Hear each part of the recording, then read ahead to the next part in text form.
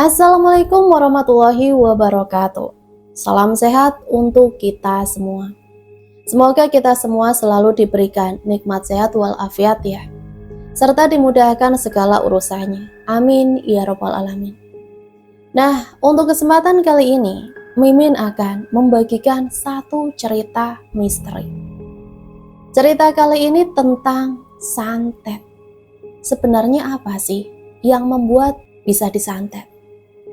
Nah, penasaran dengan ceritanya? Mari kita mulai.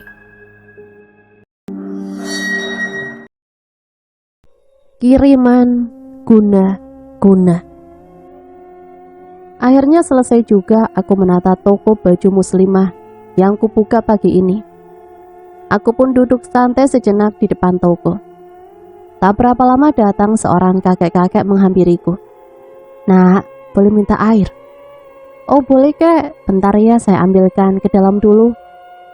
Aku pun ke dalam mengambil sebotol air mineral dan langsung memberikannya kepada kakek itu. "Terima kasih ya nak." "Iya kek." Kakek pun langsung meminum air itu. "Nak, boleh tanya enggak?" "Nanya apa ya kek?" "Apakah akhir-akhir ini kamu sering merasa lelah, lemas dan juga panas di tubuh?" Aku pun berpikir, kok kakek ini tahu ya aku merasakan itu semua. Memang sudah beberapa hari ini aku merasakan suasana yang tidak nyaman. Toko baju muslimahku pun lagi sepi pelanggan. Tidak seperti biasanya yang sering ramai pengunjung. Karena aku selalu update baju-baju muslimah terbaru. "Iya kek, kok kakek tahu sih?" "Dan juga ada bintik merah di lenganmu, seperti pentol digigit nyamuk." Aku pun langsung meraba lenganku yang memang ada pentolnya. "Segera berobat ya Nduk, dan juga bentengi dirimu. Seseorang sedang mengirimu guna-guna." Aku pun terkejut, tapi karena aku merasa ini sudah modern, aku pun tak mempercayai omongan kakek itu. "Dan satu lagi, guna-guna itu akan merusak seluruh tubuhmu, dan siapapun yang melihatmu, mereka akan merasa jijik terhadapmu." Tak berapa lama datang dua orang pelanggan yang ingin melihat koleksi baju muslimahku. "Bentar ya kek, ada pelanggan tuh." Baru saja aku memalingkan wajahku, kakek itu pun sudah tak ada di tempat. "Loh, kemana kakek tadi? Cepat betul jalannya." Aku pun akhirnya melayani para pelangganku yang ingin membeli baju. Aku Tina, seorang janda yang ditinggal mati suami. Aku tinggal bersama kakak laki-lakiku, Bang Said, beserta istrinya, Urwah, dan putri kembar mereka, Ana dan Ani, yang masih berusia 3 tahun. Sebenarnya aku sudah memiliki rumah, tapi aku takut tinggal sendirian. Jadilah aku tinggal bersama abang dan keluarganya. Sementara rumah yang kumiliki dikontrakan beserta isinya. Pukul 4 sore toko baju muslimah pun aku tutup. Ya Allah, kok mati lampu tiba-tiba sih? Aku pun mengambil gawai yang ku taruh di atas meja. Mana sih gawainya? Kok gak ada? Aku kan takut banget dengan gelap. Aku pun terus meraba-raba, berharap gawai itu kutemukan. Tapi tiba-tiba saja aku menyentuh lantai yang basah. Ya, tehku tumpah deh. Tapi tadi udah habis perasaan. Lalu ini basah apa ya? Aku pun akhirnya mengabaikan lantai basah itu. Tiba-tiba ada suara pintu terbuka dari arah dapur. Kak Urwah kah itu?" Tak ada suara. Aku baru ingat Kak Urwah dan Bang Said lagi keluar mengajak putri kembar mereka. Lalu siapakah di dapur? Kulihat dari arah dapur ada setitik api yang mendekatiku. Aku terkejut dan jantungku berdebar. Makin dekat bola api itu, makin besar dan semakin membesar. Aku pun berlari menuju pintu luar. Aku berlari dan terus berlari. Tanpa kusadari, jarak dari ruang tengah ke pintu luar tidak seberapa. Tapi aku merasa berlari sudah terlalu lama. Peluh membanjiri kening dan bajuku. Kaki terasa mau copot karena terlalu lama berlari. Dan akhirnya aku melihat sebuah pintu. Aku pun segera berlari menuju pintu itu dan segera membukanya. Tapi harapanku pupus. Aku tidak bisa membuka pintu itu. Pintunya macet.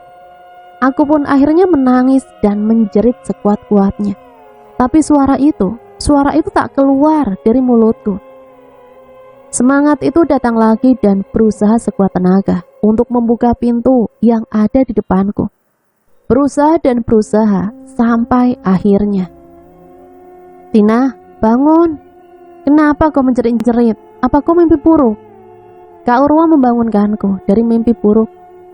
Baju yang basah oleh keringat yang terus mengalir.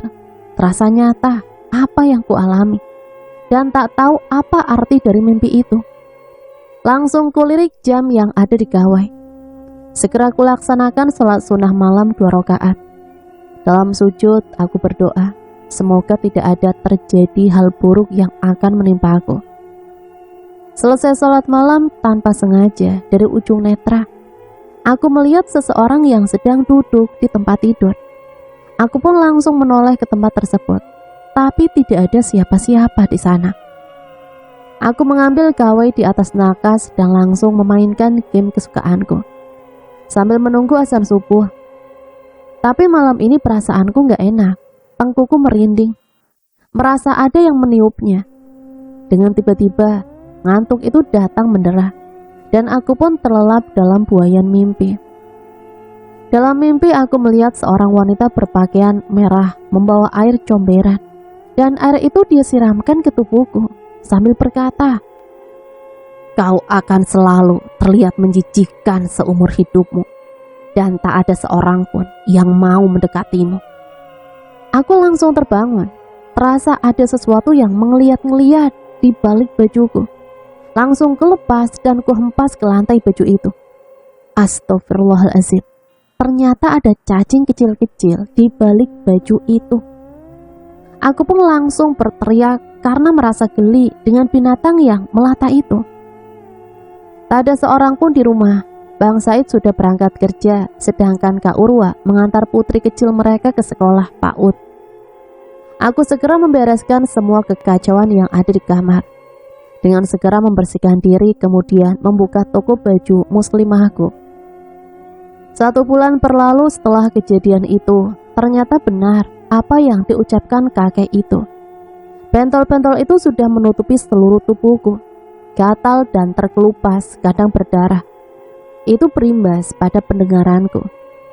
Sewaktu-waktu telingaku mengeluarkan darah dan nanah, dan terkadang berdening. Selama ini aku hanya berobat ke dokter spesialis kulit, dan dokter hanya mengatakan ini cuma alergi. Bang Said dan Kak Uwar tak pernah tahu yang terjadi, karena aku tak ingin merepotkan mereka.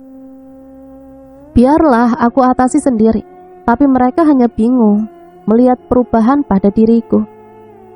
Biasanya aku memakai jeans ketat dan kaos lengan pendek tanpa hijab, tapi sekarang aku sudah memakai kaos lengan panjang plus hijab, walaupun masih memakai jeans ketat. Semua ini hanya kuceritakan kepada Mira, sahabat dekatku. Dia pun mengusulkan untuk mencari orang pintar. Pencarian orang pintar pun dimulai. Mira selalu mendampingi kemanapun ku minta, mulai dari dukun biasa sampai ketemu dukun aneh, atau bisa dibilang dukun cabul. Tapi aku masih waras, ku abaikan apa yang dikatakan dukun cabul itu. Syarat-syarat yang tak masuk akal, tak ada reaksi dari para dukun. Kami pun beralih ke tempat para ustadz. Tak terasa pengobatan yang aku jalani dari dukun satu ke dukun yang lain, dan dari ustadz yang satu ke ustadz yang lain, memakan waktu hampir 4 tahun. Pengobatan itu tidak ada reaksi, sembuh sebentar, kemudian datang lagi. Dalam hampir 4 tahun, perubahanku sangat jelas. Dari yang memakai pakaian ketat berubah memakai pakaian syar'i. Bang Said dan Kak Uwar sangat senang dengan perubahanku, tanpa mereka tahu apa di balik itu semua. Sakit yang kualami tak kunjung sembuh. Aku akhirnya patah semangat dan kuhentikan pengobatan alternatif itu. "Tina, duduk di sini," panggil Bang Said. "Ada apa, Bang?" "Abang senang dengan perubahanmu belakangan ini, Tapi abang curiga, ada sesuatu yang kamu sembunyikan. Hampir 4 tahun ini, abang perhatikan, kamu yang biasanya enggan memakai hijab, walaupun kakakmu yang meminta, tapi sekarang sudah memakai gamis syar'i. Bolehkah abang tahu alasannya? Lagi pula ada perubahan di wajahmu. Kamu selalu menutup wajahmu dengan ujung jilbab. Selain itu, selama ini kamu jarang sekali keluar dari kamar. Karena kesibukan kami masing-masing, walaupun Bang Said menyadari perubahan itu, dia tak sempat menanyakan perihal perubahanku. Begitupun dengan Kak Urwa. Waktu begitu cepat berlalu, sampai tiba saatnya Bang Said bertanya tentang semuanya. Akhirnya aku jelaskan semua dengan Bang Said dan memperlihatkan apa yang terjadi di tubuhku. Bang Said sangat terkejut mendengar ceritaku, terlebih melihat kondisiku saat ini. Hampir seluruh tubuhku penuh bercak-bercak bentol, kering, dan terkelupas. Gatal, panas, dan juga berbau anyir. Wajahku merah, seperti gatal-gatal memakai produk skincare. Terkelupas dan juga perih kalau terkena air. Astaghfirullahalazim, Tin. Kenapa baru sekarang kamu ceritakan kepada abang? Kalau kamu cerita dari dulu, abang kan bisa bantu. Abang kan selalu sibuk, Bang, bahkan sering keluar kota. Kak Urwa juga sibuk, lagian Tina gak ingin menyusahkan abang sama kakak. Tina sudah berusaha berobat selama ini, Bang, tapi gak ada satupun yang berhasil. Paling sembuh sebentar, kemudian balik lagi gatal dan perihnya. Alhamdulillah Tina bisa memakai gamis syar'i ini, Bang. Walau niat awalnya cuma ingin menutup tubuh Tina yang penuh bentolan busuk. Ternyata menutup aurat itu memang sangat penting bagi wanita. Mungkin ini hidayah Allah, Bang. Aku pun tidak bisa menutupi kesedihanku. Maafkan abang ya. Oh ya, abang punya kenalan ahli ruqyah dari kota B. Ustadz Rifan namanya. Besok akan abang panggil dia ke sini. Pagi yang cerah, hari ini aku dengan sengaja tidak membuka toko baju muslim aku. Karena kata Bang Said, temannya akan datang ke rumah. Seorang ahli ruqyah dari kota B. Assalamualaikum. Seseorang mengucap dari luar. Waalaikumsalam. Ternyata teman abang yang dari kota B sudah datang. Mari masuk, Rifan. Kak Urwa tidak ada di rumah. Dia mengantar putri kembarnya ke sekolah, yang sekarang sudah kelas 1 sekolah dasar. Aku pun segera membuatkan teh buat Bang Said dan Ustadz Rifan. Setelah itu segera menyuguhkannya kepada mereka. Ustadz Rifan seorang pemuda yang lumayan tampan, dengan kulit yang hitam manis dan hidung yang mancung, alis yang tebal dan mata yang tajam. Memiliki kumis yang tipis dan jenggot yang tidak terlalu lebat. Ada lesung pipi di kedua pipinya, dan juga memiliki perawakan yang sedang. Van, ini Tina, adikku yang kuceritakan waktu itu. Aku harap kamu bisa membantunya. Aku pun memperkenalkan diri dan langsung mengulurkan tangan. Tapi Ustadz Rifan menyambutnya hanya dengan menangkupkan kedua tangannya di dada. Assalamualaikum, saya Tina, adiknya Bang Said. Waalaikumsalam, saya Rifan. Tin, tunjukkan sebagian lenganmu kepada Rifan. Mungkin dia tahu apa penyebabnya. Saat aku ingin menunjukkan penyakit ini, tiba-tiba Ustadz Rifan berkata, maaf sebelumnya, apakah kamu pernah menyakiti seseorang? Insya Allah tidak pernah, Ustadz. Kayaknya ada yang membencimu. Dia mengirim ini agar tak ada seorang pun yang menyukaimu. Wallahu a'lam. Aku pun termenung, berusaha untuk mengingat semua. Bagaimana? Adakah sesuatu yang kau ingat? Baiklah, lupakan saja. Aku akan berusaha membantumu. Yang pasti jangan simpan dendam dengan orang ini kalau kau mengetahuinya. Ustadz Rifan menimpali. Aku pun hanya mengangguk. Kita flashback ya. Teringat saat itu baru 4 bulan setelah kepergian suamiku, aku bertemu dengan teman masa SD ku. Waktu itu aku ingin memperbaiki gawai yang rusak saat berjalan di sebuah pusat perbelanjaan. Tanpa sengaja aku bertemu dengan Rian, teman masa SD dulu. Hai, kamu Tina ya? Apa kabar nih? Sapa seseorang yang ternyata adalah Rian. Rian ya? Aku baik kok. Cari apa, Tin? Ini aku mau memperbaiki gawe yang rusak. Di konter aku aja yuk. Ajak Rian pada aku.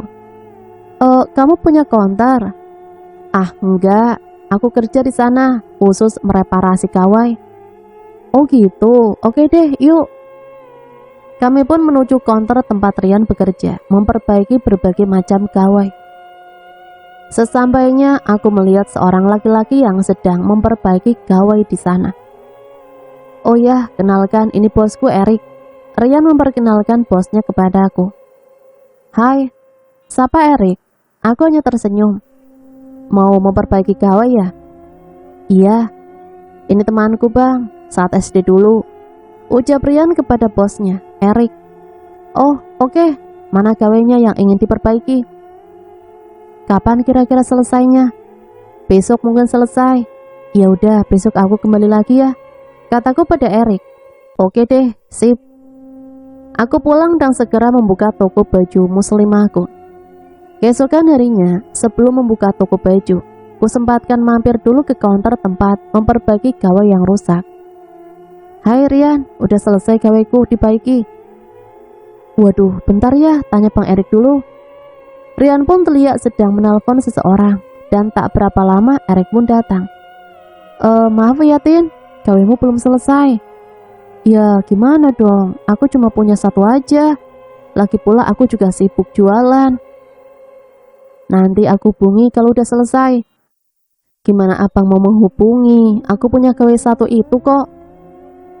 Nih, aku pinjemin gawai. Ntar kalau udah selesai aku telepon. Berapa nomornya?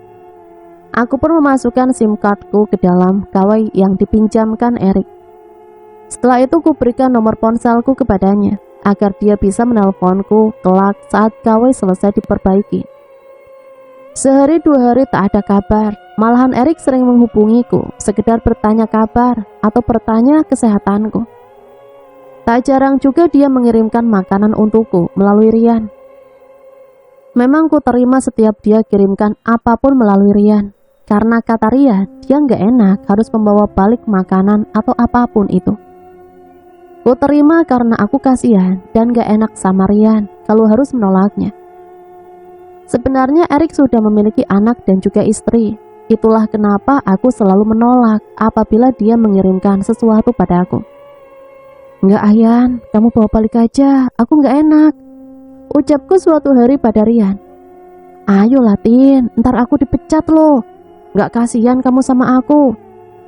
Tapi aku enggak enak Yan, ntar aku dibilang pelakor sama orang-orang, takut terjadi salah paham. Apalagi kalau sampai istrinya tahu. Aku mencoba untuk terus menolaknya. Tin, enggak akan ada yang bakalan tahu. Yan, tolonglah, gak enak dengan posisiku yang sekarang. Ku coba untuk membuat pengertian. Ayo Latin, aku takut dipecat nih, ucap Rian yang akhirnya membuatku mengalah. Dan aku pun akhirnya menerima setiap pemberian Erik. Kebaikan dan perhatian Erik sudah di luar kata untuk sebuah persahabatan. Sampai suatu hari ada pesan masuk dari gawai yang dipinjamkan oleh Erik. Kulihat notif pesan yang ternyata dari Erik.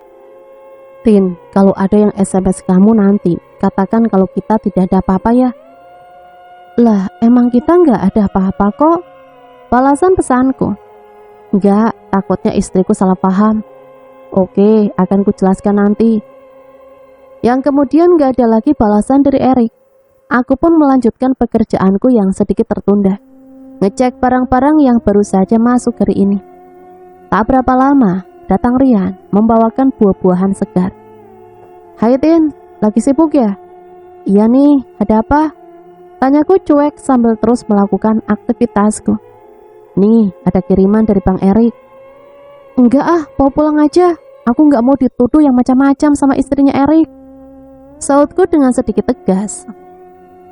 Tapi Tin, nggak ada tapi-tapian. Pokoknya langsung balikin. Bawa balik buah-buahan itu segera. Kulirik sekilas, terlihat jelas kekecewaan di wajah Rian.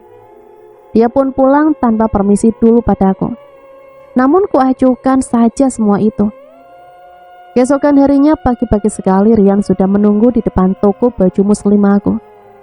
"Ngapain kesinian?" tanyaku cuek dan dengan segera membuka toko jualanku. "Anu Tin, malam ini kan ada acara funfair tuh yang diadakan pemerintah daerah. Gimana kita pergi bersama malam ini?" tanya Rian. "Bersama Erik dan anak istrinya maksudmu?" tanyaku balik. "Enggak, hanya kita berdua kok." "Enggak ah, kalau mau ajak bosmu dan juga anak istrinya, biar istrinya kenal dan tahu denganku serta enggak ada kesalahpahaman antara kami," jelasku pada Rian. "Ya sudah kalau begitu." Rian melangkah kontai menuju motornya dan berlalu pergi. Saat itu aku benar-benar tak merasakan firasat jelek apapun. Tak berapa lama ada telepon dari nomor yang tak dikenal. Tapi karena aku masih sibuk merapikan toko, ku abaikan telepon itu. Namun tak berapa lama gaweku berbunyi lagi. Nomor yang tak dikenal itu menelpon kembali. Aku hanya meliriknya tanpa mengangkat telepon dari siapa itu. Karena pekerjaanku tinggal sedikit lagi akan selesai. Setelah selesai kurai gawai yang berada di atas meja kecil tempat biasa kuletakkan tas tanganku. Kuamati di layarnya ada 9 panggilan tak terjawab dari nomor tak dikenal itu. Karena penasaran aku mencoba untuk menghubungi balik nomor tersebut. Belum sempat ku telepon balik, gaweku bergetar kembali. Tanda ada panggilan masuk. Ternyata nomor itu lagi yang menelpon dan segera ku angkat. "Halo, assalamualaikum. Ini Tina ya?" Tanpa menjawab salam, aku dibuatnya kaget. Suara di seberang sana langsung menyemprotku. "Iya betul, kenapa?" tanyaku berusaha untuk berbaik diri. "Gak usah sok bertanya ya, hai pelakor." Tunggu dulu, maksudnya apa nih?" "Gak usah sok bego ya, aku istrinya Erik. Aku tahu kamu tuh janda gatal yang merayu suamiku," semprotnya tanpa basa-basi. "Oh, istrinya Erik. Maaf mbak, jangan asal tuduh dulu. Aku gak ada apa-apa sama Erik, cuma sebatas teman. Bahkan bisa disebut bukan teman, karena aku hanya memperbaiki HP di tempat suamimu, karena temanku kerja di sana," jelasku pada perempuan itu yang ternyata istrinya Erik. "Oh, jadi kamu sudah tahu kalau aku mau menelponmu? Makanya kamu abaikan saja teleponku tadi?" Dia semakin emosi. "Aku bukan mengabaikan mbak, tapi aku lagi sibuk." "Dasar janda gatal. Kalau kau tak punya hubungan dengan suamiku, kenapa kamu mengajak suamiku ke acara funfair?" Tapi pertanyaan itu yang membuatku heran. Bukankah aku tidak pernah mengajak Erik ke acara itu? Kapan aku mengajak Erik? Seingatku, Rian yang mengajak ke sana. Tapi aku menolak karena Rian menginginkan hanya saja denganku. Aku hanya meminta Rian mengajak Erik beserta anak istrinya. "Maaf mbak, aku gak pernah mengajak suami orang kemana-mana." "Hai janda gatal, mana ada sih maling aku?" Karena bosan dengan penuturannya yang selalu menyalahkanku, akhirnya ku ajak istri Erik ketemuan. "Gini deh mbak, gimana kalau kita langsung ketemuan aja? Ajak suamimu dan juga Rian sebagai saksinya." "Halah, percuma, kalian semua pasti sekongkol." Dia tetap gak mau kalah. "Mbak, kalau gak ketemuan, gimana mau membuktikannya?" sautku mulai terpancing emosi. "Hai janda gatal, jangan pernah main-main denganku. Hati-hati kamu." Istri Erik langsung memutuskan sambungan telepon dengan kalimat terakhir seolah-olah mengancamku. Entah kenapa aku seakan tidak peduli dengan ancamannya. Aku tidak peduli karena aku merasa benar, tidak pernah merebut suami orang. Keesokan harinya dengan berniat untuk mengambil kembali gawaiku di konter Erik. Aku mampir sebentar, namun konter Erik ternyata tutup. Ku coba untuk menghubungi Rian, namun tidak tersambung.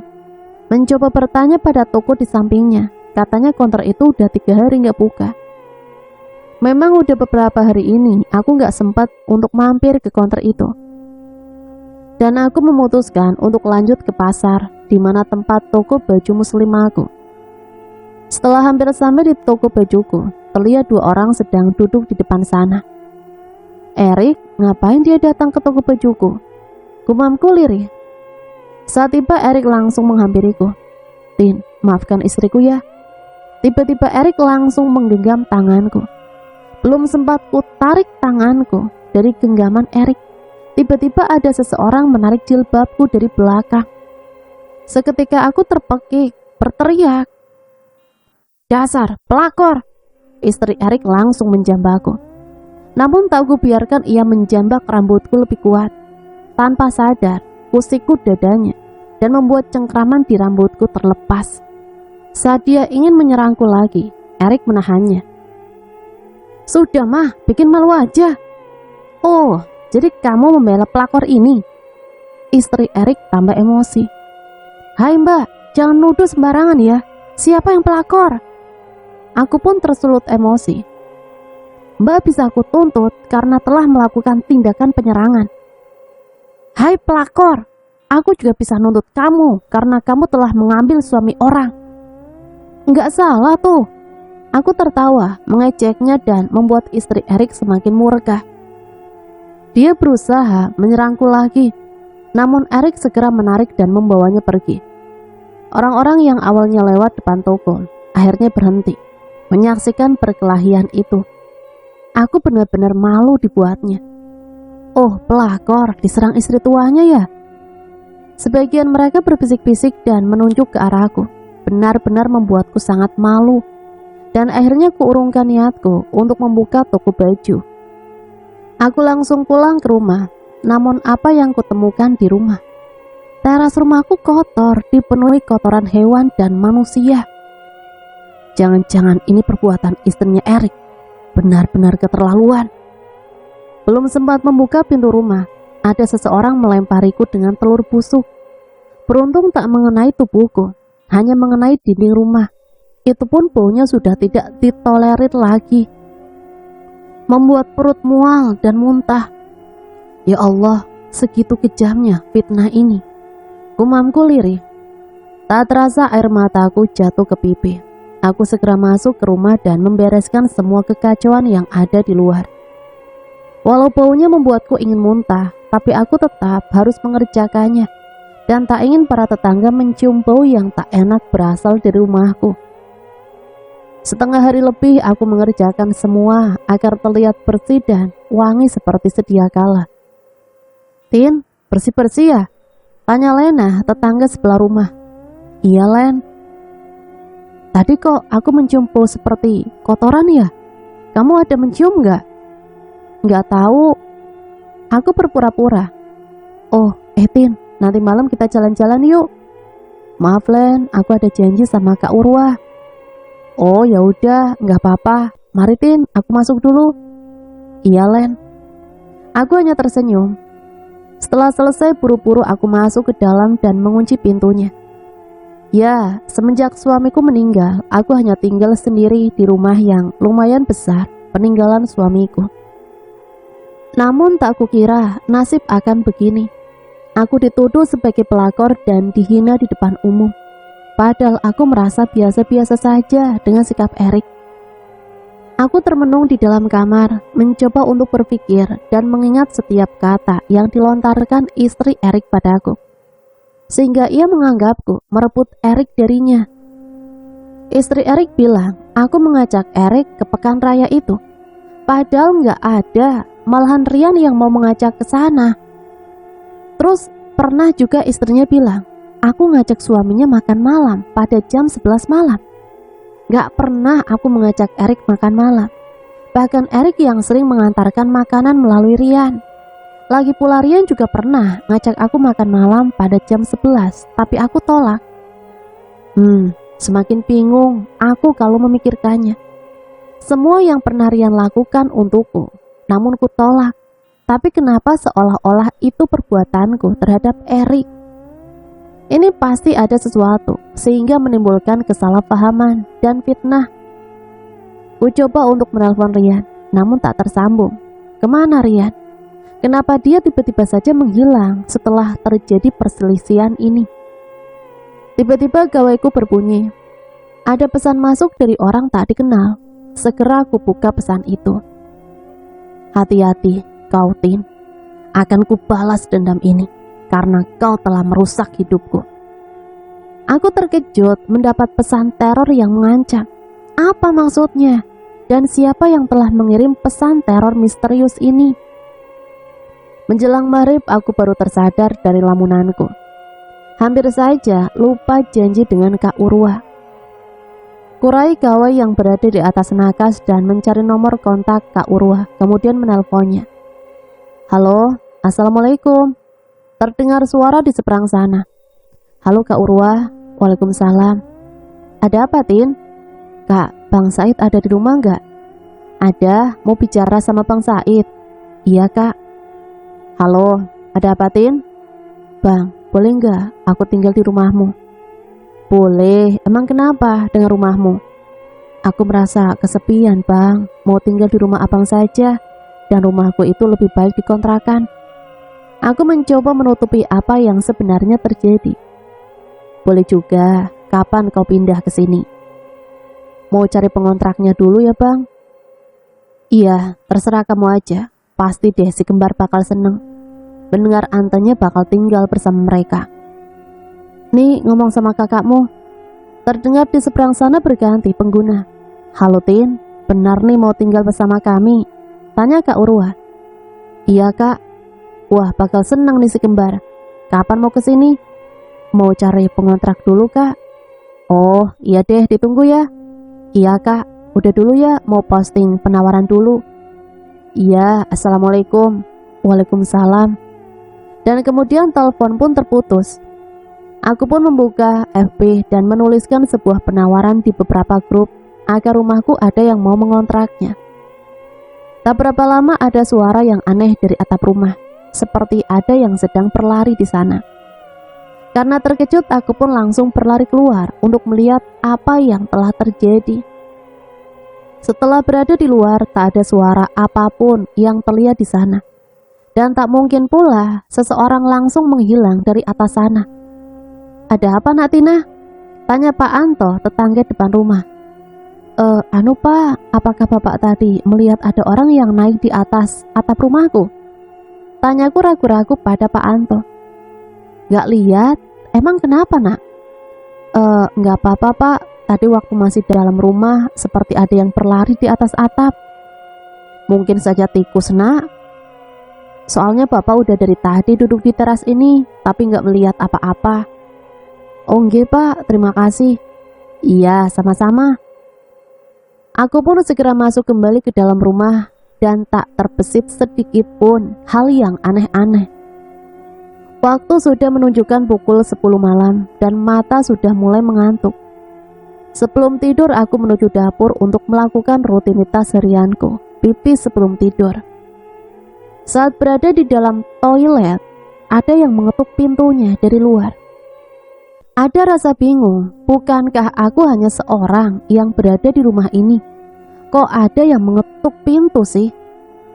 Bergegas ku selesaikan hajat dan membuka pintu toilet, namun tak ada seorang pun yang berada di depan pintu.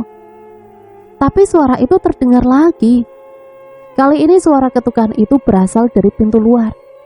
Dengan rasa penasaran yang besar, aku melangkah keluar dan membuka pintu itu. Lagi-lagi tak ada seorang pun yang berada di luar. Aku yakin nih, pasti ada yang iseng. Gumamku lirih. Pintu tertutup kembali dan langsung menuju kamar. Karena merasa ngantuk, akhirnya aku terlelap tidur. Tak lama aku terlelap, tiba-tiba lampu padam. Dengan mencoba meraba-raba tempat di mana aku tidur, berharap menemukan gawai yang selalu bersamaku, namun tak juga kutemukan. Yang membuat agak merinding, kok aku seperti memegang rambut yang tebal di sampingku, serta aku mendengar suara geraman. Wajahku terasa panas, mendapatkan hembusan dari seseorang, dan aku yakin aku tidak sendiri. Siapa kamu? Dengan sedikit keberanian, aku bertanya. Terdengar lagi geraman yang kini sudah berada di belakangku. Terus terang hembusan nafas itu membuatku hampir tak bisa bergerak. Dan sialnya lagi, gawai yang ku cari masih tidak bisa ditemukan. Dengan berusaha mempertajam penglihatan di dalam kegelapan, aku mencoba untuk mengenali siapa orang yang berada di dalam kamarku. Namun aku tak melihat apapun karena terlalu gelap. Dengan melangkah tertatih dan meraba-raba dinding di dalam gelap, aku menemukan knop pintu dan membukanya. Saat membuka pintu kamar itulah, aku dikejutkan sebuah pemandangan yang sangat menakutkan. Aku dikejutkan dengan pemandangan yang sangat menakutkan. Di depanku berdiri sesosok makhluk tinggi besar, hitam, dan memiliki mata merah menyala. Makhluk itu menatapku dengan penuh amarah. Saat makhluk itu ingin meraih tubuhku dengan tangan yang memiliki jari dan kuku yang panjang. Dengan sigap aku langsung menghindar. Namun makhluk itu langsung mengejarku dengan terus berlari tanpa memikirkan apapun. Aku tetap tak menemukan jalan yang kuinginkan. Jalan terasa luas dan tanpa ujung, penuh dengan kegelapan. Yang membuatku merasa heran, jalan yang dilalui terasa tak ada benda apapun. Padahal sangat jelas aku masih berada di dalam rumah. Tapi kenapa tiba-tiba seperti berada di luar ruangan antah-berantah? Makhluk itu tak berhenti dan terus mengejar. Aku yang merasa sudah terlalu jauh berlari, namun tak jua kunjung mendapatkan ujung dari pelarianku. Tubuh yang sangat lelah, peluh yang mengucur deras, membuatku tetap semangat untuk mencari jalan keluar dari tempat itu. Tiba-tiba dari kejauhan, aku melihat sebuah cahaya putih yang bersinar terang. Melihat cahaya itu, semangatku kembali tersulut. Dengan berlari cepat, aku mengejar cahaya itu. Cahaya itu semakin dekat dan akhirnya aku sudah berada di depan sebuah pintu. Seperti pintu itu adalah seperti pintu lorong waktu. Saat ingin meraih knop pintu, tiba-tiba tubuh ini langsung diraih oleh sosok makhluk hitam itu. Tubuhku ditusuk-tusuk dengan kukunya yang runcing. Aku berteriak. Terasa perihnya tusukan itu menghujam seluruh tubuhku. Selain itu air liurnya yang berlendir dan berbau jatuh membasahi sekujur badan. Terasa panas dan juga sakit. Makhluk itu terus menusuk tubuhku dengan kukunya. Aku berteriak kesakitan. Tolong, hentikan, sakit sekali. Aku memohon pada makhluk itu. Tapi makhluk hitam tinggi besar itu tertawa terbahak-bahak. Siapa kamu dan apa salahku padamu? Aku berusaha bertanya, apa kesalahanku? Tapi makhluk itu tak menjawab pertanyaanku.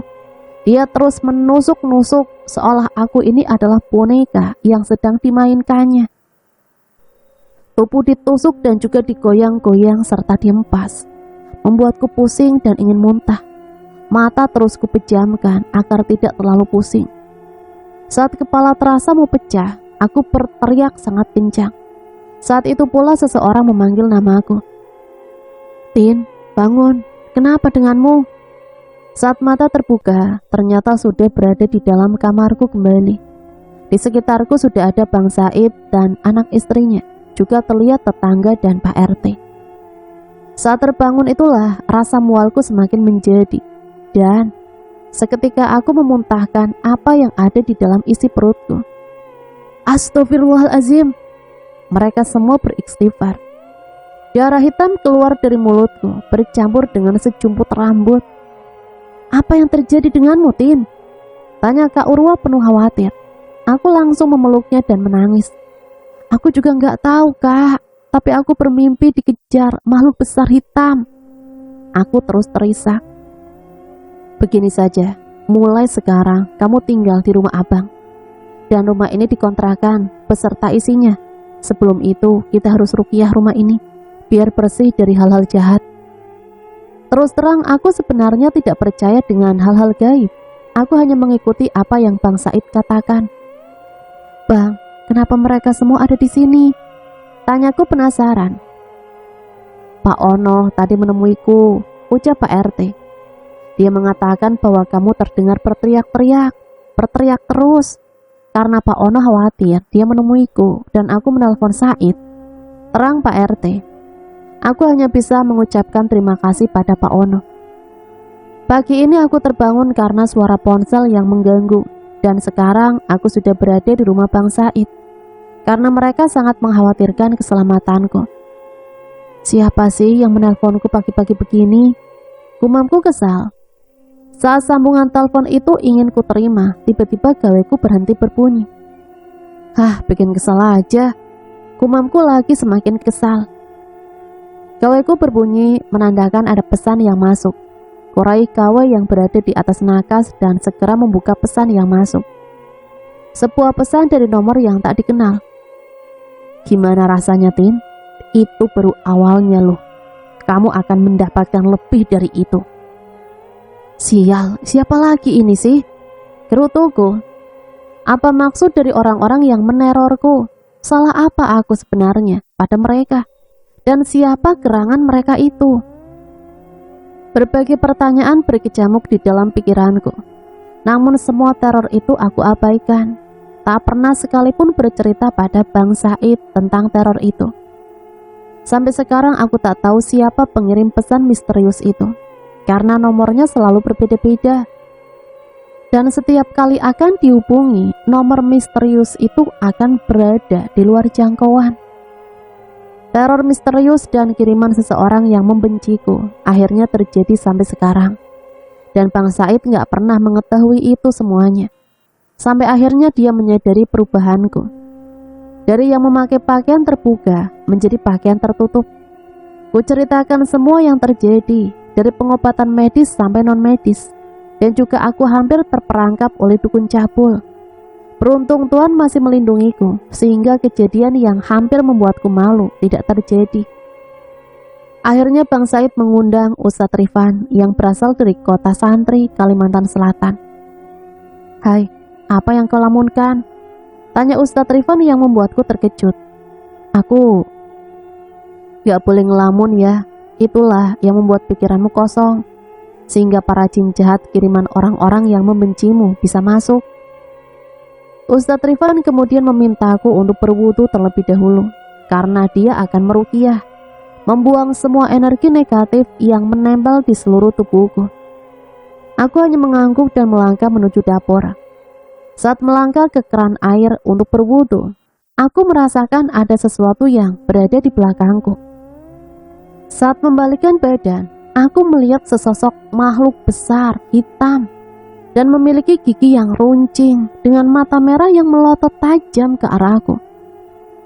Makhluk hitam besar itu menghembuskan nafasnya yang terasa panas ke arah wajahku. Aku terkejut dan berteriak dengan sangat keras. Setelah itu aku tak sadarkan diri. Sudut pandang Ustadz Rifan. Ku dengar suara teriakan dari arah dapur. Suara itu persis suara Tina, adiknya Said sahabatku. Segera aku dan Said menuju arah suara itu. Sesampainya terlihat Tina sedang menelungkupkan kepala di atas dua lututnya. Hijab yang tadi ia kenakan kini sudah terlepas dan berada di bawah kucuran air keran. Rambutnya yang panjang menutupi sebagian lutut dan lengan yang menyangga kepalanya. Terdengar suara isak tangis dari mulut Tina.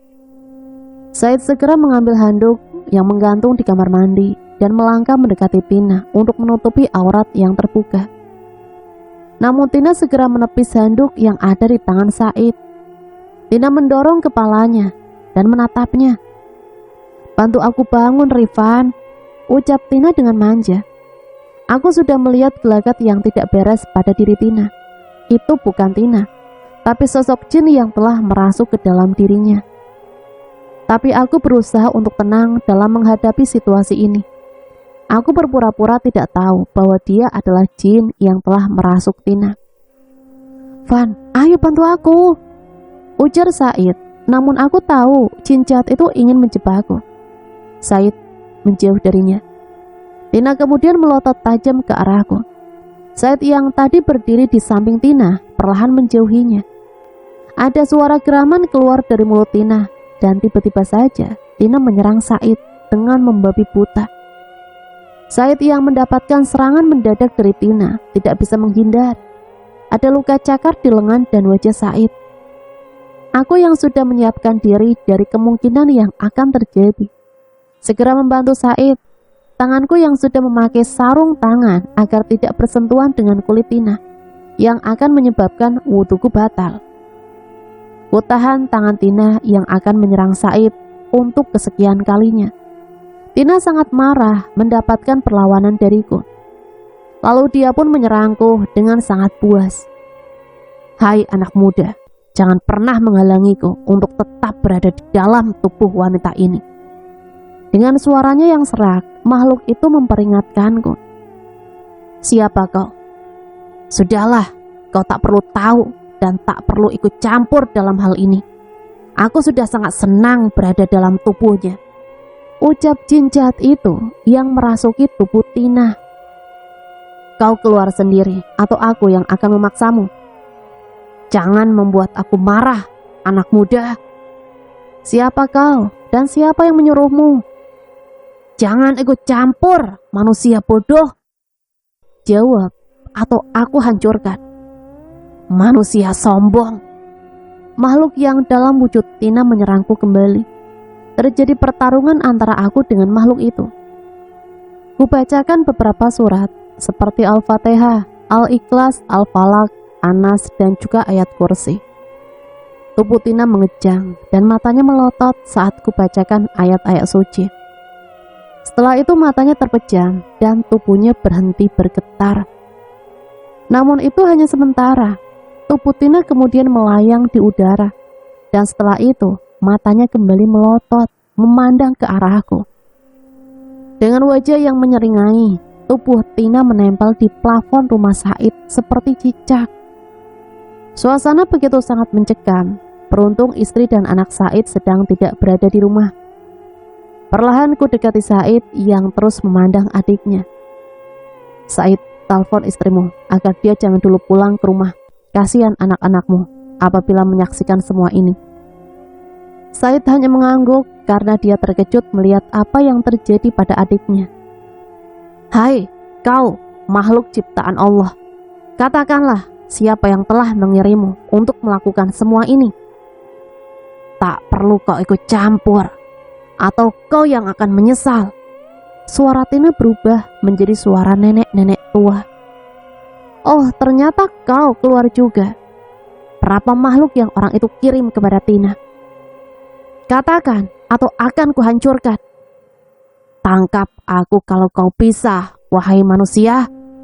Akan kukatakan kalau kau berhasil menangkap kami. Kemudian Tina berlari di dinding, mengelilingiku yang berada di lantai. Dengan mengucap bismillah, aku mengikuti langkah Tina yang berlari di dinding dan berhasil menangkapnya. Aku mengunci tubuh Tina dan menekan jempol kakinya seraya membaca salah satu surat Al-Baqarah ayat 255 yang insya Allah bisa menghalau jin jahat. Seketika para makhluk yang berada di dalam tubuh Tina berteriak, "Ampun, ampun, baiklah. Kami akan katakan siapa yang telah mengirimkan kami. Tapi jangan kau hancurkan tubuh kami. Kami akan keluar dari tubuh ini." Baiklah, ayo katakan, siapa yang menyuruh kalian? Yang telah menyuruh kami adalah seseorang yang sangat membenci Tina. Siapa? Kami tidak tahu namanya. Said, bantu aku membawa Tina ke dalam kamar. Baiklah. Aku dan Said membawa Tina masuk ke kamar karena aku ingin mencari siapa dalang dari semua ini. Aku harus masuk ke alam itu untuk menemui dukun yang telah mengirim Tina guna-guna tersebut. Kami mengikat Tina agar dia tidak mengamuk, kemudian meminta Said untuk memanggil Pak RT agar menemaninya menjaga Tina dan juga jasadku. Said, panggil Pak RT atau siapapun yang bisa menjaga Tina dan juga jasadku. Maksudmu? Aku akan masuk ke alam gaib untuk menemui dukun yang telah mengirim guna-guna ini. Dan aku ingin kalian menjaga Tina agar tidak mengamuk. Dan juga menjaga jasadku saat roh terpisah nanti. Baiklah, Van. Said segera menghubungi Pak RT dan tak berapa lama Pak RT datang bersama 4 pemuda lainnya. 4 pemuda itu adalah para jemaah masjid. Setelah mereka sampai, aku meminta mereka untuk terus membacakan ayat-ayat suci Al-Quran sampai rohku kembali ke jasad. Mereka paham dan mulailah membaca ayat-ayat suci yang aku minta. Sedangkan Tina sudah mulai tenang, karena para jin itu sudah aku ikat menjadi satu atau siap untuk dikembalikan. Yang aku khawatirkan, dukun itu akan mengirim jin-jin kafir lainnya. Said, tolong terus dibaca apa yang aku minta, karena insya Allah ayat-ayat itu akan menangkal kiriman jahat lainnya. Dan ingat, jangan pernah berhenti walau ada gangguan lainnya. Tolong katakan pada mereka. Baiklah Van, hati-hati, kamulah harapanku satu-satunya untuk menyembuhkan adikku. Baiklah, insya Allah, Allah akan membantu kita. Aku menepuk pundak Said. Setelah itu aku duduk bersila dan memejamkan mata, sembari membaca beberapa ayat suci dan juga melafalkan zikir. Tanganku tak berhenti memetik tasbih. Saat mata ini terbuka, aku sudah berada di sebuah padang rumput yang luas. Sejauh mata memandang hanya ada hamparan rumput yang menghijau. Di sampingku sudah ada 3 makhluk besar dan menyeramkan yang terikat. Aku hanya tersenyum. Ayo, antarkan aku pada dukun itu. Mereka hanya bisa mengikuti perintahku. Perjalanan ini terasa tak berujung. Terlalu lama terasa kami berjalan, tapi tak jua sampai di tempat dukun itu. Hai makhluk ciptaan Allah, apabila kalian membohongiku, maka akan aku hancurkan kalian. Kami tidak bohong Ustadz, tapi dia memang jauh karena dia berasal dari daerah seberang lautan. Aku terus mengikuti para jin itu dan akhirnya sampai di sebuah padang yang tandus dan gersang. Di tempat itu ada sebuah pohon besar yang mana di bawahnya ada seseorang yang sedang bersemedi. Lihat, dialah dukun yang memerintahkan kami untuk mengganggu perempuan itu. Tolong lepaskan kami. Ketika makhluk itu memohon, aku akan melepaskan kalian, asal kalian tidak lagi mengganggu kehidupan Tina. Baiklah, kami berjanji. Kemudian aku melepaskan ketiga makhluk itu. Dengan langkah pasti aku mendekati dukun yang bersemedi di bawah pohon besar itu. Mungkin dukun itu sudah tahu dengan kehadiranku, karena baru beberapa langkah, ada beberapa ular besar ada di hadapanku. Ular-ular itu mendesis dan siap menerjang ke arahku. Aku yakin itu hanyalah ilusi yang diciptakan dukun tersebut untuk menyerangku. Dengan membaca 2 ayat terakhir dari surat Al-Baqarah, kuhentakkan kaki ke tanah dan seketika ular itu menghilang. Kemudian terus kulangkahkan kaki untuk mencapai dukun itu. Namun tiba-tiba ada hantaman keras telak mengenai dadaku. Benda itu tak terlihat, tapi jelas terasa perih dan mulutku mengeluarkan darah segar. Terdengar suara terkekeh di sekitarku. Pulanglah anak muda, jangan ikut campur dengan urusan ini. Suara itu menggema. Seharusnya kau yang bertaubat, janganlah menjadi kafir sebelum ajalmu tiba. Pulang atau kau akan menyesal. Selama Allah bersamaku dan melindungi, aku tidak takut padamu. Tiba-tiba tubuhku kembali mendapat serangan yang tak terlihat. Kembali darah keluar dari mulut dan hidungku. Dengan berusaha bangkit, aku mulai memfokuskan diri untuk melawan serangannya.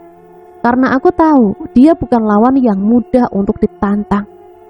Dalam serangan ketiga, aku berhasil menangkap sesuatu yang ingin menghantamku. Sesuatu yang sangat tak terduga. Sesuatu itulah yang akhirnya bisa membuatku mengalahkan dukun tersebut dan mengetahui sebab dari semua ini. Sesuatu itu adalah selendang berwarna merah. Selendang yang merupakan senjata dari dukun itu. Selendang itulah yang bisa membuat siapa saja akan meregang nyawa dengan sekali serangan. Namun selendang itu akhirnya bisa aku dapatkan, dan dengan selendang itulah aku akan mengalahkan dukun itu. Hebat juga kau anak muda. Kau berhasil menangkap senjataku. Tapi jangan kira kau bisa mengalahkanku. Geram sang dukun dengan amarah. Tiba-tiba ada sebuah api yang menyerangku. Dengan berhati-hati, la haula wala quwata illa billahil aliyyil azim. Allahu Akbar. Ku kembalikan api itu kepada pemiliknya. Namun dukun itu mampu menghindari serangan balik dariku. Pertempuran sengit pun terjadi antara kami. Sebenarnya aku sudah tak sanggup lagi berada di alam gaib ini karena terlalu lama. Namun alhamdulillah Allah Maha Besar. Allah membantuku untuk bisa mengalahkan dukun itu. Dengan mengembalikan selendang merahnya, akhirnya dukun itu tumbang. Katakan, siapa yang menyuruh dirimu? Aku tidak akan mengatakannya. Sampai kapanpun, kau tidak akan tahu. Oh, begitu. Baiklah, jangan menyesal kalau nanti akan terjadi sesuatu padamu. Dengan membacakan beberapa ayat suci, saat aku akan melakukan sesuatu, tiba-tiba, tunggu, jangan lakukan itu padaku, ampuni aku. Tiba-tiba saja dukun itu memohon padaku. Ayo katakan, desaku karena tubuhku sudah mulai melemah. Aku diminta seorang wanita yang bernama Ratna. Jawab dukun itu. Siapa Ratna? Dia benci dengan wanita yang kau tolong itu, karena wanita itu telah merebut suami Ratna. Siapa nama suami Ratna? Erik. Wanita yang kau tolong itu selalu merayu Erik dan selalu menghabiskan uang Erik, sehingga Erik kurang perhatian terhadap anaknya. Dengan siapa Ratna menemuimu? Dengan seorang laki-laki, tapi aku tak tahu namanya. Ciri-cirinya tinggi besar dan berkulit hitam, rambut keriting dan agak tipis. Kalau begitu, tarik semua guna-guna yang kau kirim pada Tina dan bawa kembali para jin yang kau utus. Baiklah, tapi apa? Ada satu yang tak bisa saya tarik.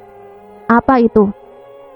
Saat Ratna pertama kali menemuiku, aku memintanya untuk menyimpan barang pribadi milik wanita yang kau bantu, dan aku tak tahu di mana dia menyimpannya. Maksudmu?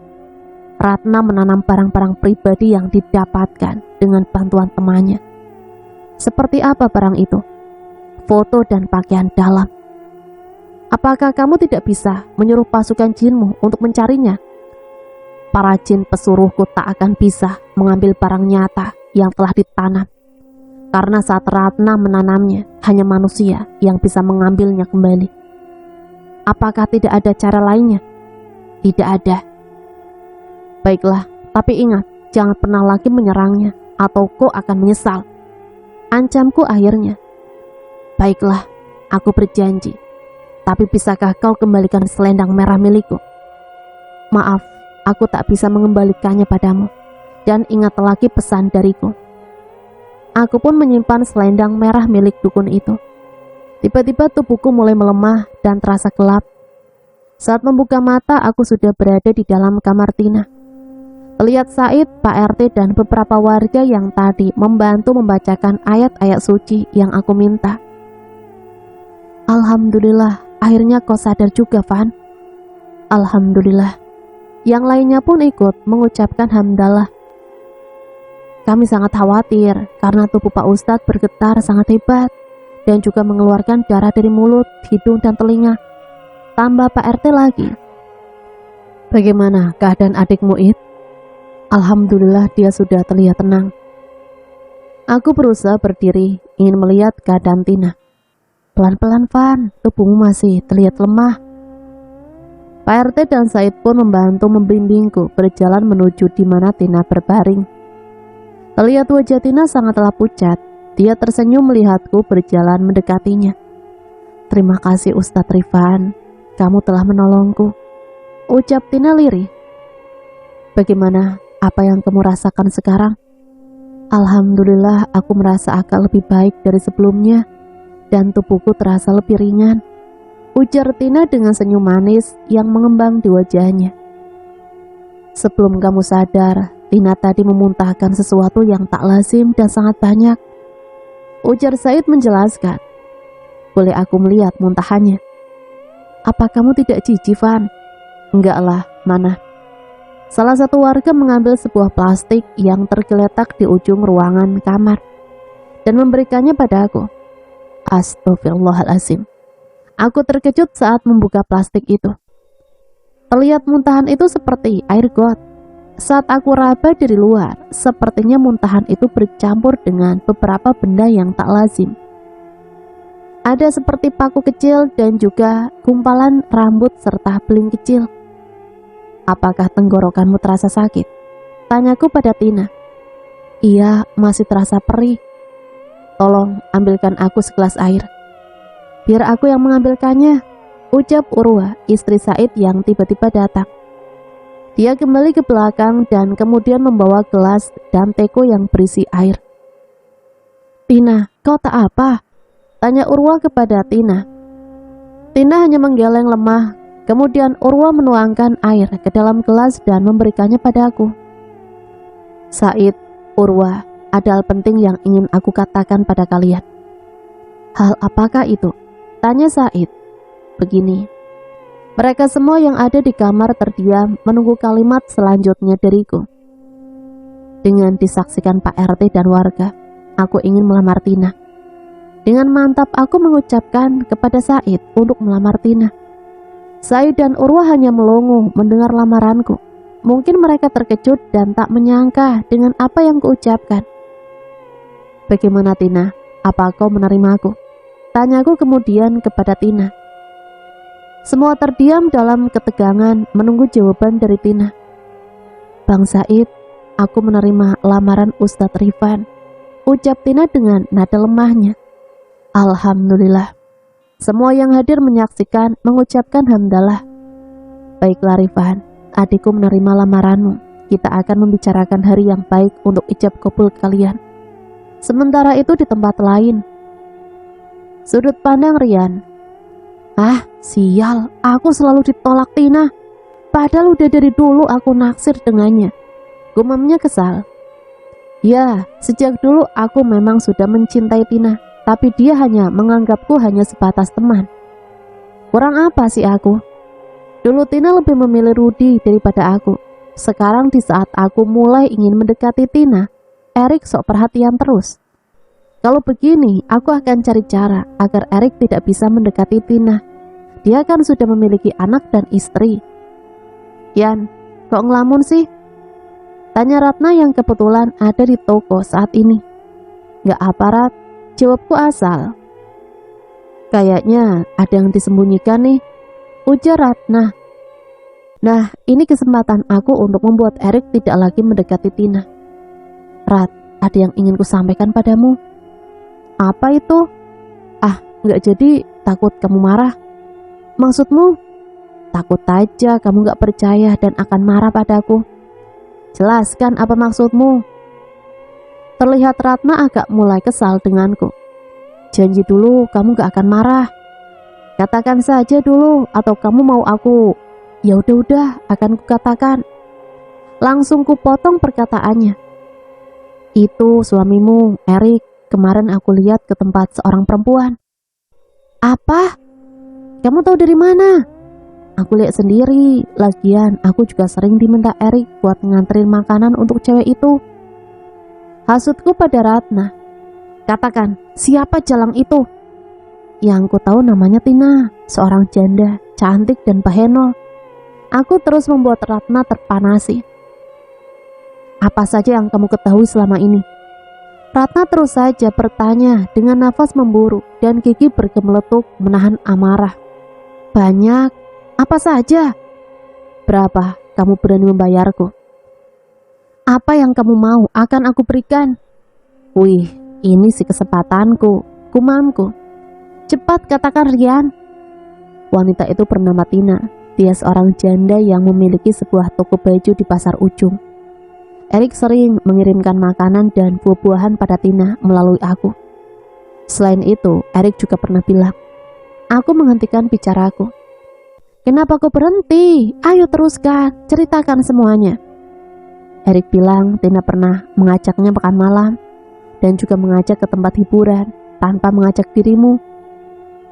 Terlihat Ratna menggenggam tangannya, wajahnya merah, mata melotot dan gigi gemeletup.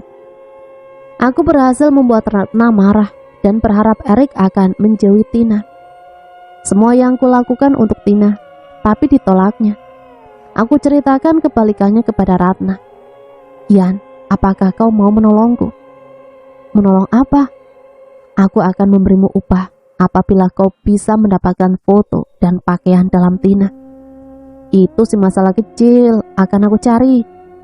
Karena aku sudah terlanjur kecewa dengan penolakan Tina, maka aku juga tak ingin Tina bisa dimiliki oleh siapapun.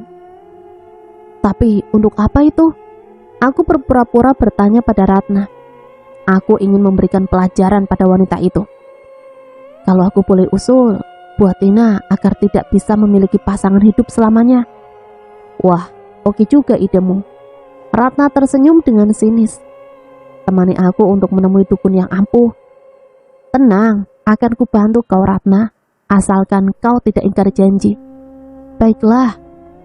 Selang beberapa hari, aku sudah mendapatkan syarat yang diminta Ratna, foto dan pakaian dalam Tina.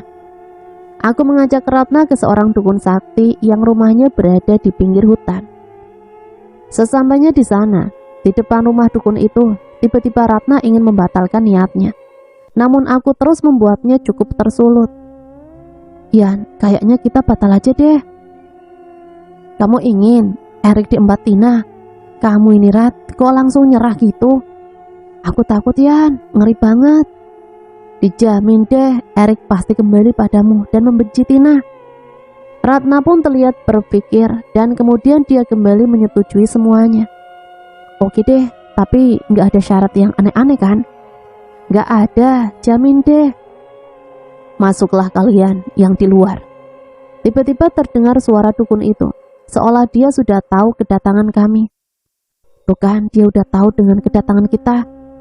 Ya udah, yuk masuk. Tapi kamu duluan yang masuk. Aku pun meraih pintu itu dan membukanya perlahan. Terdengar suara menyeramkan dari pintu bambu itu.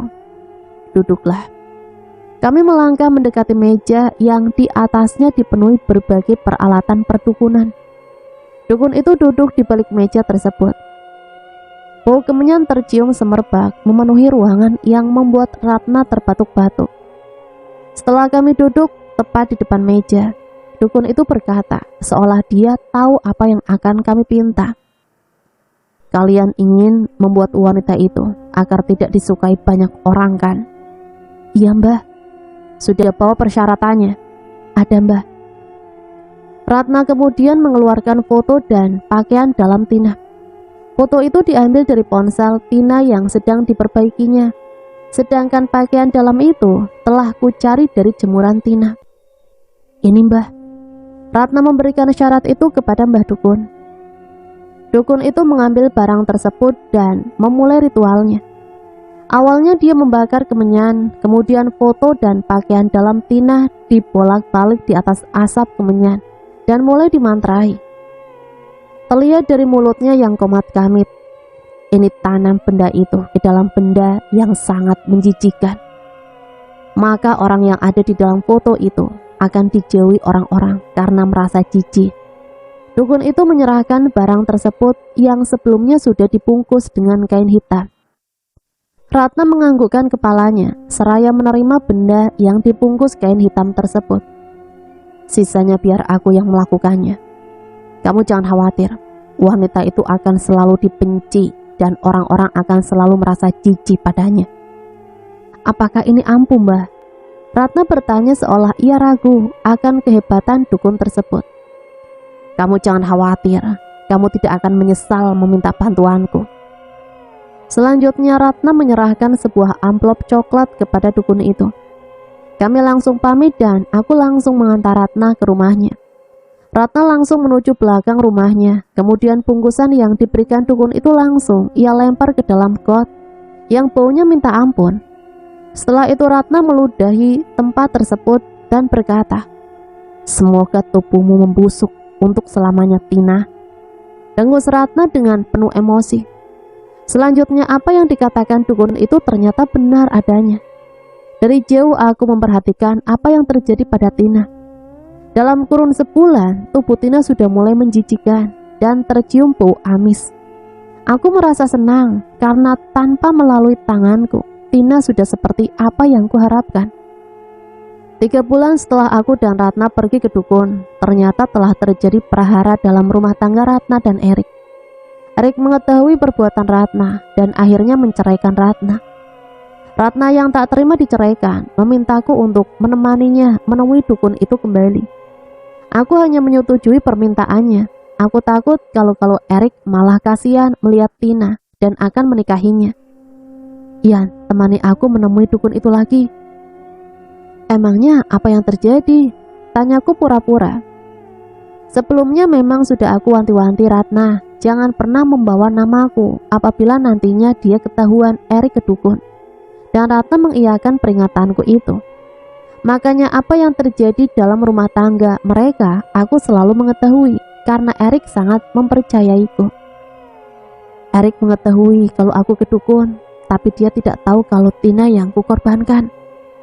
Hah? Erik tidak tahu kalau Tina yang kau perbuat? Iya, Erik hanya benci melihatku ke dukun. Entah kenapa dia tiba-tiba menceraikanku, dan aku ingin dukun itu bisa mengembalikan Erik padaku. Ternyata ada sebagian yang tak ku ketahui dari Erik, dan ia menyembunyikannya dariku. Erik tidak tahu kalau Tina yang telah diperbuat Ratna. Tapi kenapa Erik menceraikan Ratna? Akhirnya aku dan Ratna kembali ke rumah dukun itu dan meminta bantuannya untuk mengembalikan Erik pada Ratna. Bisa kan Mbah kalau Erik kembali pada aku? Pasti bisa, tapi kamu harus membayar mahal itu semua. Akan saya bayar Mbah, dan apapun resikonya akan aku terima asal Erik kembali pada aku. Baiklah, pulanglah kalian, aku akan melakukannya malam ini. Kami pun pulang dan menunggu hasilnya. 2 bulan telah berlalu.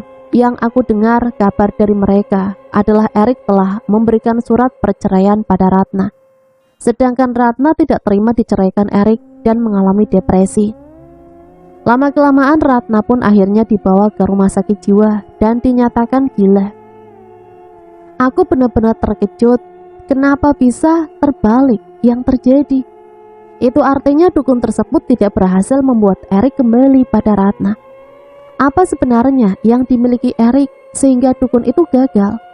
Yang ku tahu, dukun itu sangat sakti. Selama ini Erik selalu bercerita semua tentangnya padaku. Tapi akhir-akhir ini ia tak pernah menemuiku lagi. Sehingga aku tak tahu bagaimana ia kini. Ini berarti kesempatan Erik mendekati Tina semakin besar. Itu tak boleh terjadi. Tina tidak boleh dimiliki oleh siapapun.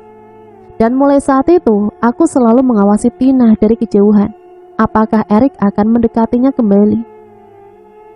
Namun yang ku dapati, ialah Tina semakin mempesona dengan tampilan beda saat ini. Tina yang dulu selalu memakai pakaian seksi, kini berubah menjadi lebih tertutup dari sebelumnya. Apakah aku harus mendekati Tina dan menyatakan rasa cintaku yang terpendam selama ini? Malam ini sangat berbeda dengan malam sebelumnya. Aku merasakan hal aneh. Udara sangat panas dan mencekam. Aku merasa seperti ada orang yang mengikutiku. Kuedarkan ke sekeliling, di mana saat ini aku sedang berada di jalan menuju pulang. Aku takut kalau ada begal yang mencegatku. Ternyata dugaanku salah. Yang terlihat bukan begal, tapi lebih menyeramkan lagi. Makhluk hitam dan besar berbulu lebat dengan mata merah dan taring yang panjang mengejarku. Kupacu kuda besi yang kukendarai dengan begitu cepat. Beruntung jalan sangat lenggang sehingga aku bisa melaju dengan kecepatan tinggi agar segera sampai di rumah. Namun tiba-tiba sebuah lubang besar di jalan aku terobos sehingga membuat motor yang kukendarai oleng, dan dari arah berlawanan melaju pula sebuah truk melaju kencang. Karena aku tak bisa mengendalikan laju motorku, akhirnya terasa tubuhku terlempar dan akhirnya kulihat sosok hitam besar mengerikan itu menghampiriku dan menyeringai penuh kemenangan. Nah, itulah sepenggal cerita yang bisa Mimin bagikan. Semoga cerita ini bisa kita jadikan pembelajaran ya. Ambil positif dan buang negatifnya. Sampai di sini saya pamit undur diri. Mohon maaf apabila banyak salah kata. Sampai berjumpa kembali di cerita-cerita selanjutnya. Matur suwun. Wassalamualaikum warahmatullahi